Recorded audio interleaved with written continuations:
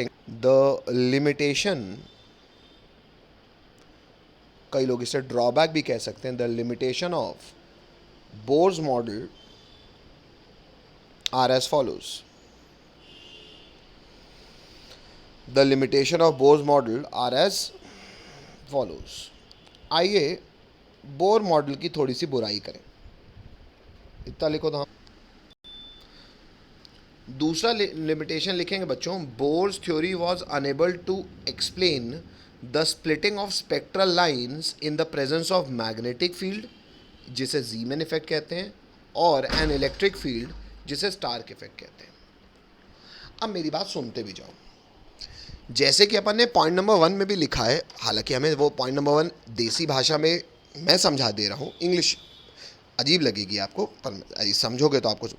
एक sophisticated spectroscopy जब की गई, सोफिस्टिकेटेड मतलब हाईली एडवांस्ड, स्पेक्ट्रोस्कोपी मतलब पहले तो आदमी स्पेक्ट्रम यानी कि स्पेक्ट्रल लाइन ऑब्जर्व कर रहा था एक फोटोग्राफिक फिल्म में। जब हमने एक स्पेक्ट्रोस्कोप लेके वो स्पेक्ट्रल लाइंस को ऑब्जर्व करना शुरू किया तो हम वो स्पेक्ट्रल लाइंस को और अच्छे से देख पाए। Spectroscope is like a microscope.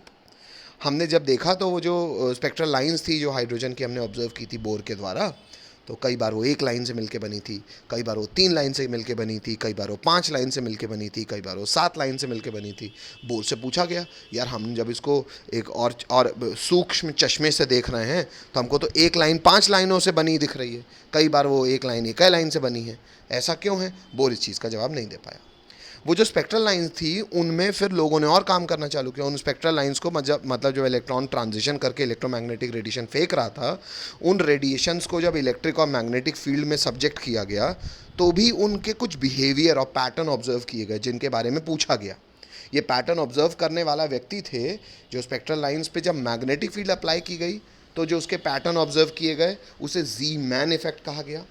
जब वो स्पेक्ट्रल लाइंस में इलेक्ट्रिक फील्ड अप्लाई की गई और उसके कुछ बिहेवियर पैटर्न को ऑब्जर्व किया गया तो उसके इफेक्ट को स्टार्क इफेक्ट कहा गया। और ये स्टार के द्वारा और जीमेन के द्वारा जो इफेक्ट ऑब्जर्व किए गए इनके बारे में जब बोर से जाके पूछा गया तो उसके पास इसका कोई जवाब नहीं था कि ऐसा क्यों हो रहा है, उसे नहीं पता। अब जब उसे नहीं पता, उसी के मॉडल पे सवाल उठ रहे हैं तो उसके लिमिटेशन हो गए। हेलो, बोलना पड़ेगा। Yes sir. बाद में यही स्टार्क टोनी स्टार्क के नाम से प्रसिद्ध हुआ और आज की तारीख में आयरन मैन कहलाता है। ये कहानी है।